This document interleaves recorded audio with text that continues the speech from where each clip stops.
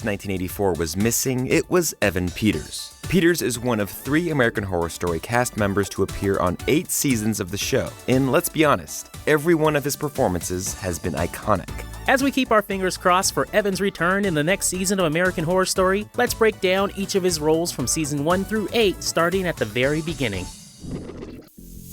Evan Peters first appeared in season 1 as Tate Langdon. Before his death, Tate was an extremely troubled teenager. Now he's one of the many ghosts. This is Mongolian Mindset, and today we're going to be typing Evan Peterson. Okay, guys, if you don't know, we'll be using Lindebrand's interaction styles and Tiffany combined with cognitive function. We have all of these broken down in our playlist, How to Find Anyone's Personality Type, where we go through over all of the metrics. We also have the cognitive functions broken down one by one, and we do have a master video with all of them in one, guys. So check that out to be caught up. Let's go check and see what the monkeys over at Personality Database have Evan Peters as.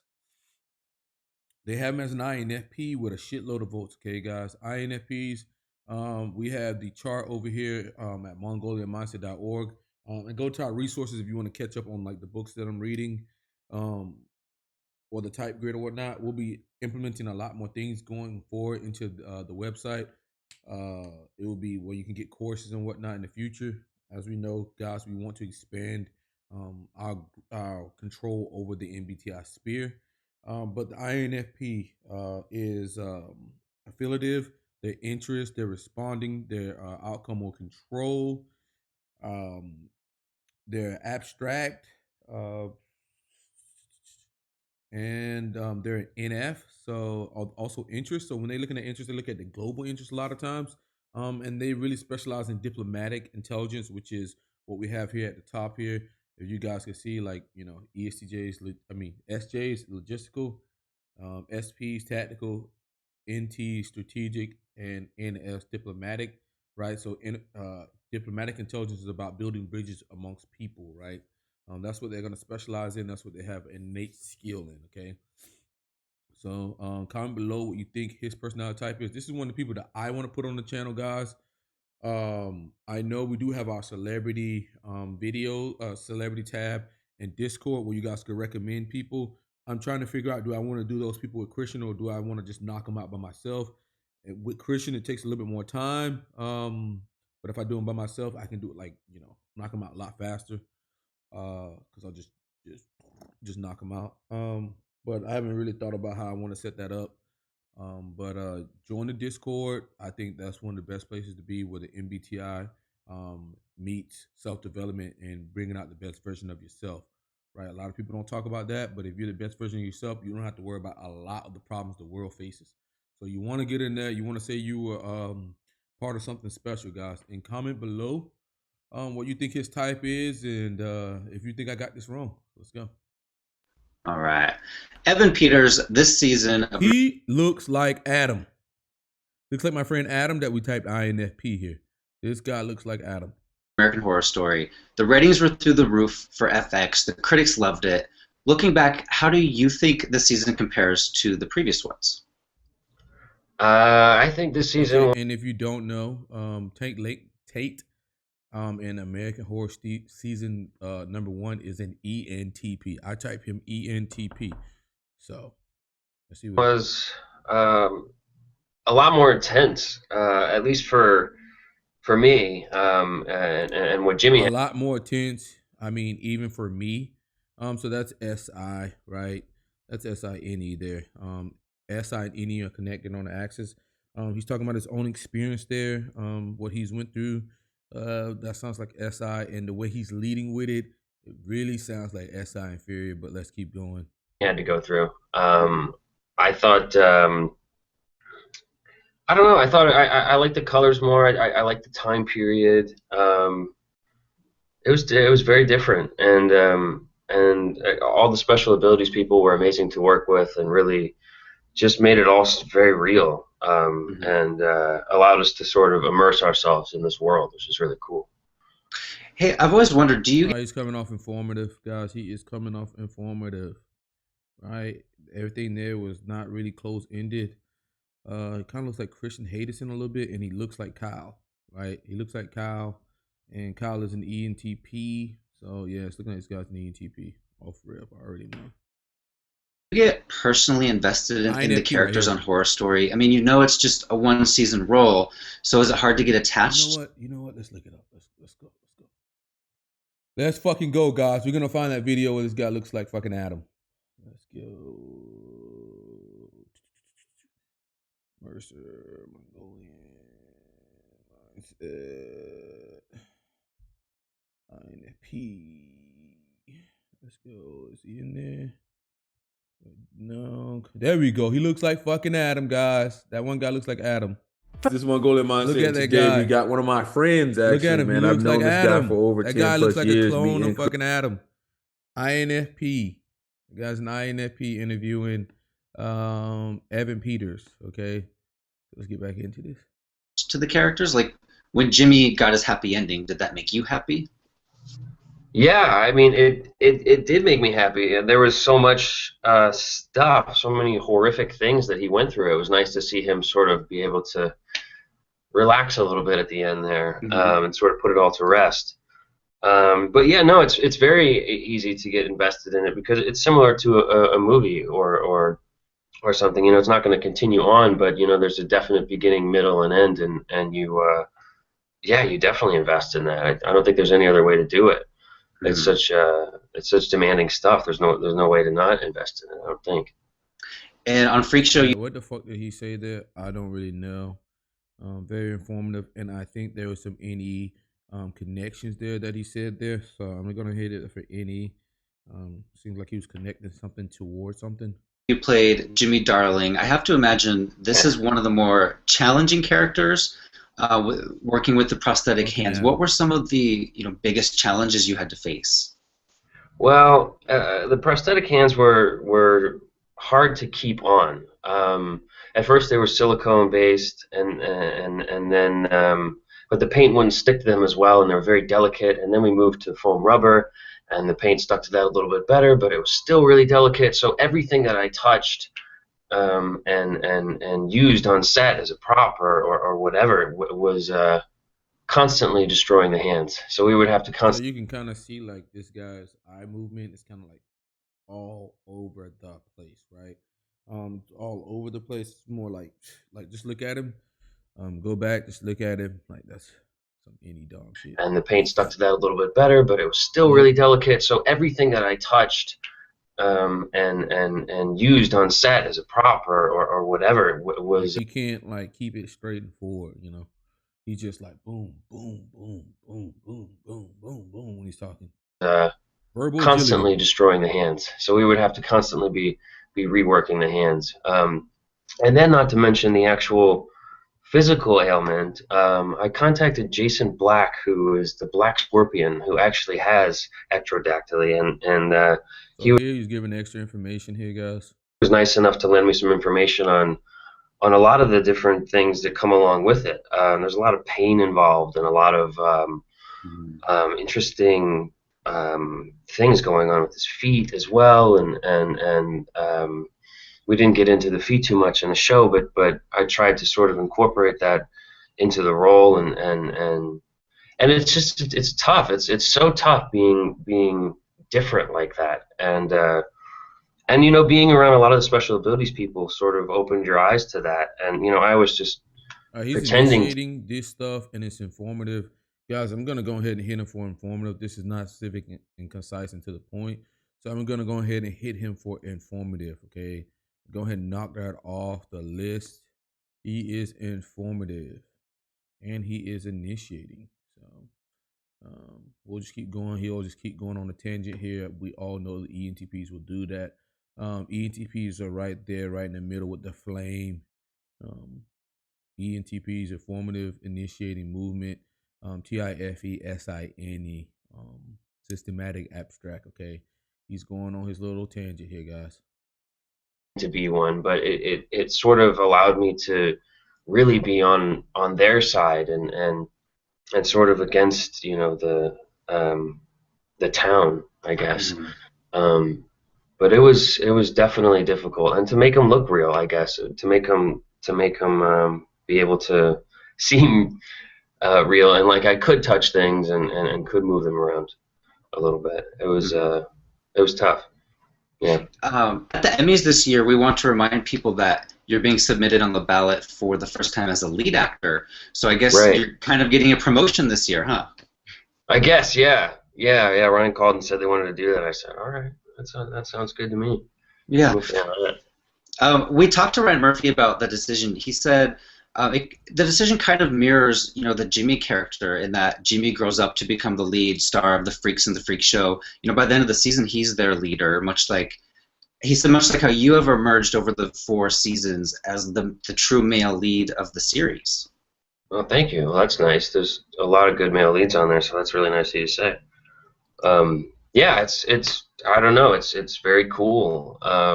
It was definitely a lead role. I mean, there were some insane things that happened to him, and a great arc for Jimmy. So I was very happy to be given that role.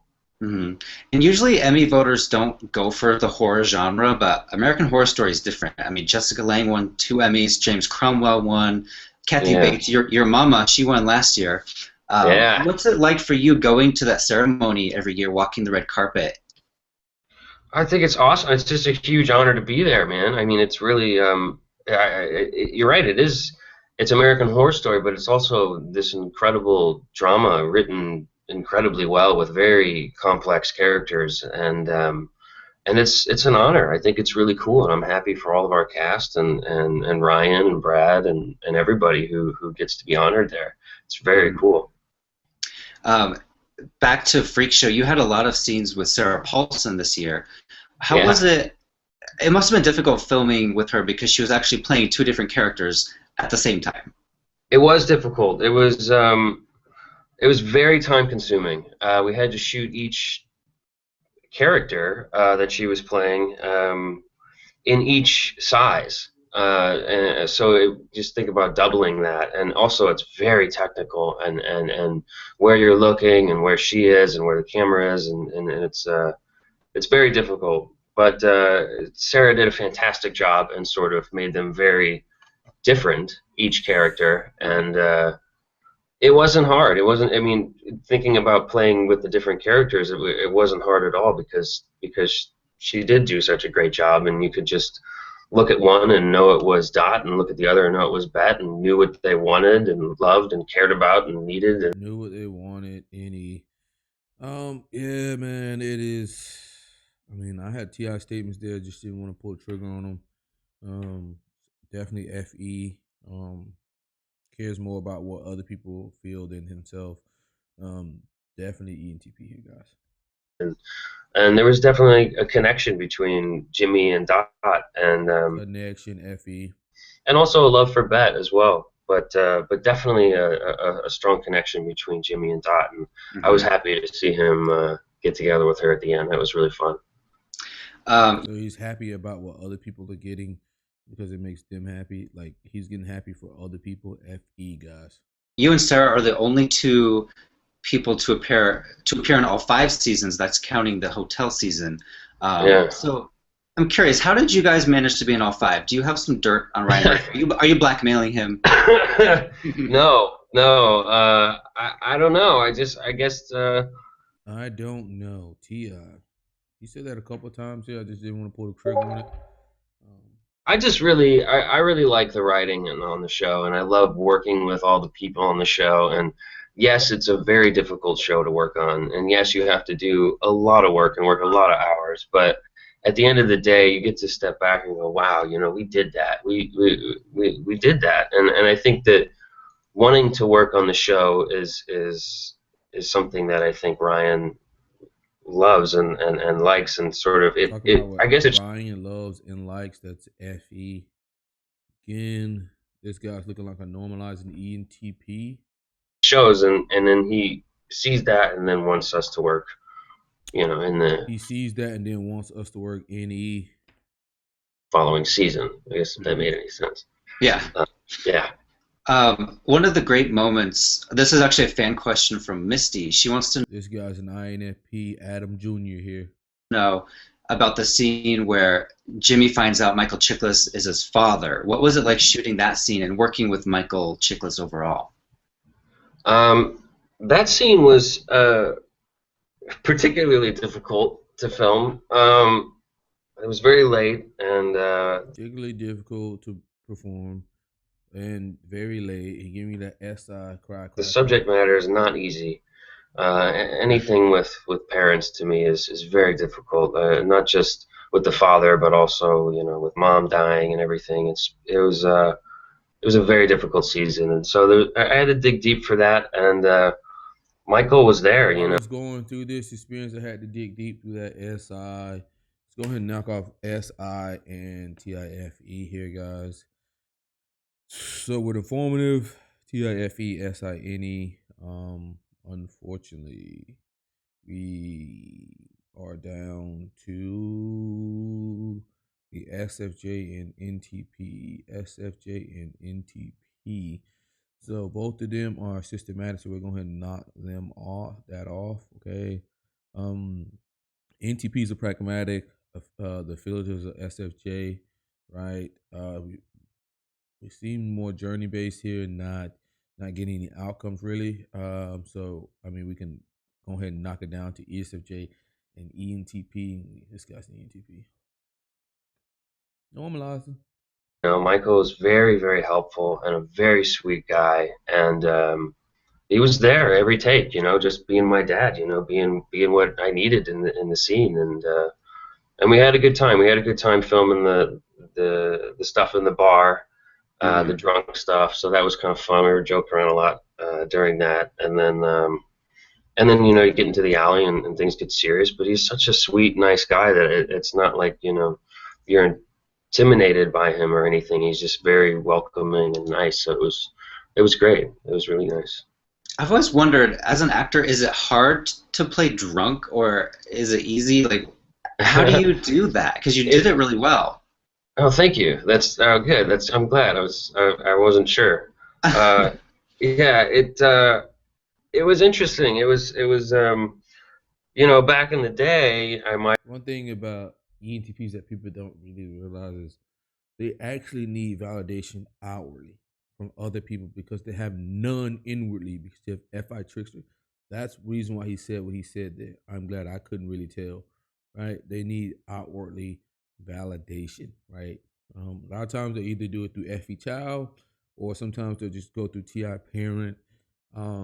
I think it's best for an ENTP to do a balance, not just lean one or the other. Right? You need a balance. You need to be pushing to at least above average there to be happy as an ENTP. I think you'll see that with the normalizing ENTPs, they have a lot better chance of doing that, and they don't also struggle as bad with SI and fear. So congrats to those guys. I think they're probably one of the best versions of the ENTP you will see. Might have started drinking to do it, but I've since grown up and realized that you can't do that. You have to be professional, and you have to do take after take, and it's just impossible to really get drunk. So you sort of have to. I did different tricks. So he's talking about the progression there, right? He's talking about his progression to being able to do takes drunk there, guys. Yeah. Take after take, and it's just impossible to really get drunk. So you sort of have to. I did different tricks, spun on my head a little bit, and sort of. I don't know if you sort of kind of get hazy, and just kind of you have to sense memory, like remember what it was like, when you were drunk and how it feels physically. Remember how it's like to be drunk, SI. And where you're at mentally, and I know I can get pretty emotional when I'm drunk, so I didn't find that unbelievable that Jimmy would let everything out in that moment because he is drunk. Yeah, you got that FI trickster coming out, bro. Just can't control it when you're drunk. Can't control it. Can't control the shadow when you're drunk. So I think it's just getting into it, and again having a great actor to work with who makes you feel comfortable and makes you feel comfortable. SI. Not like you're making a total ass of yourself, I guess. So that was nice. I think the breakout character this year was Twisty the Clown, and you had a couple scenes with Twisty. Was he frightening in real life? The makeup was incredible. Yes, Twisty was a fantastic character and super scary and just weird. John Carroll Lynch played was so awesome. It was crazy. I mean, it was really. You could say he does TE name drop with TE critic, but you'll see that a lot with TE critics. Really, I was sad to see him go. Honestly, I wanted him to sort of terrorize throughout the whole season. He died too soon, I think. Yeah, I thought so too. The best thing for me about American Horror Story is the revolving door aspect. You know, some actors come in just for a season, others are on for a while. Is there maybe one actor or actress that was just on for a season or a few episodes that you would really want to come back and work with again? I'm holding out for James Cromwell. I thought he was great. I want him to come back. Yeah, James Cromwell. You know, this is kind of out there, but Riley Schmidt, who played, he was Rubberman when I didn't officially know that I was Rubberman. He was it was very subtle and very, menacing, and he was covered in black rubber. But I would love to see Riley come back and do something pretty sweet and like weird and cool. I think he could definitely do it. Yeah. Well, that was really the only time you were a villain, right? Because the other seasons you're a heroic character. Do you want to play a villain again? Yeah. I'd love to. I mean, whatever they give me, I'll play. I really. Whatever they give me, I'll play. Don't mind. I think that it's just so fun to work on the show. So I would definitely in a heartbeat. But we'll see. Gold Derby's Tom O'Neill, he wants to know which installment scared you the most. Which installment scared me the most? I guess looking back, I mean, season 2 was some pretty dark stuff. I mean, an insane asylum in the 60s is very scary, and coupled with the alien abduction and all sorts of stuff, just being trapped like that. I wish we could go back and revisit that one. That was a pretty intense one. Yeah. And we have to talk about Jessica. Look at the body language between the two, right? It's almost like the INFP is pretty stoic, right? And then look at him like continue to move around. Lang departing. It's kind of like George Clooney leaving ER. This is a big change going forward. What's it like?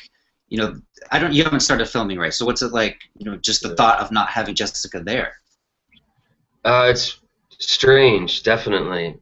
She was a huge part of the show, and it's we're taking off on this journey without our captain, and it's hopefully we'll be able to get there. I think we will. I have confidence in us, but she's definitely going to be missed. I mean, she just brings so much to the table and such a reality to everything that I don't know. She'll definitely be missed. And where do we stand on the hotel season? Ryan Murphy, he tweeted this tweet that you will be waiting in room 64 or something like that. That might imply you're a hotel guest, but can you tease us anything about hotel? I don't know much, but I know that hotels are terrifying, and I'm actually very scared to start working on this one. I'm very scared. The Shining scared the crap out of me. I don't know if it'll be anything like The Shining, but anything in a hotel is terrifying. Just the energies, the different energies in the rooms, and I have a feeling that the sets are going to be gorgeous this year because they always do a gorgeous job. So I'm excited to see that. And your next project, is that going to be the X-Men Apocalypse movie where you play Quicksilver? Yes. Yeah, I'm actually in Montreal working on that right now. I'm very excited. It's been a lot of fun, and everybody's very nice and cool. So I'm excited to be here. I'm happy. Nice. Yeah. What are your final thoughts on Freak Show? Because I thought it was one of the best you guys have done. But I mean, looking back, do you have a favorite moment or a favorite scene just for Jimmy? I wrote a list of all the horrific things that happened to Jimmy. And I thought I'd read them off real quick. Yeah. So he's initiating that. I kill a cop discriminating our kind. We chop up the body. Meep dies, it's my fault. I'm racked with guilt. I almost killed Desiree with my claw action. Elsa, my second mother, is a liar and a traitor. I confront my father to admit he's my father. He does. My mom dies. I become an alcoholic in turn. I lose the girl of my dreams to booze. Finally, I'm put in jail for the murder of the cop in the first act. My hands are cut off and sold for a lawyer. Stanley lied. There is no lawyer. Dad breaks me out of jail. I'm in hiding, no pain pills, no hands, a fugitive. And then I find out the girl in my dreams is also a liar and a traitor. And then I find out the dad who I've grown close to is now killed by my friends for killing Ma Petite and me. And then finally, I go back to camp and find out everyone has been murdered except for 2 people. All within 13 hours. All that in 13 hours, which is kind of insane. You see, like right there, we're able to get a little bit more passion out of him. We're able to get more passion out of him. But I have to say that it was an incredibly challenging season, but an incredibly rewarding season that we actually got all that on film. So it was a lot of good moments in there.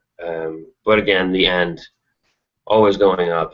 Very happy, and we ended on a good note, so that was good. Awesome. Well, thanks. Yeah, I mean, that's done there. Evan Peters is ENTP, guys. ENTPs are initiating. He's initiating things as you go there. They're also abstract. I know we didn't see as much, but you really got to get them into something they care about a lot of times, and they will just like any. He's pragmatic, but you're not really going to see it as much as you would see from a normalizing ENTP, right, guys? They're more adjusted to society. They can handle society a lot better than you would see the creative ENTPs like Kanye West or whatnot. I think if I was to pick any ENTP to be, you really want to be normalizing, right? Because they do have that extra buffer when it comes to SI inferior and things of that nature, and they're able to balance TI and FE, which you really, really, really need, right? Right there, he was really talking about no outcomes. I got really no outcomes from this guy. He's journey focused. He's movement. He's moving all over the place. A lot of times, I really don't like to use when people are moving around, but you can kind of see the difference between the INFP, who looks like Adam, and him. The INFP is just like stoic as shit. While he's just kind of like looking around, moving around. You'll really see that a lot with the high NE and SE DOMs a lot of times, because they're just reacting to things. They're reacting, just seeing things. And he's SINE, guys. It's very easy to see that he's SINE and a lot of FE. So by default, we have him as an ENTP. Okay, he's normalizing. Norm.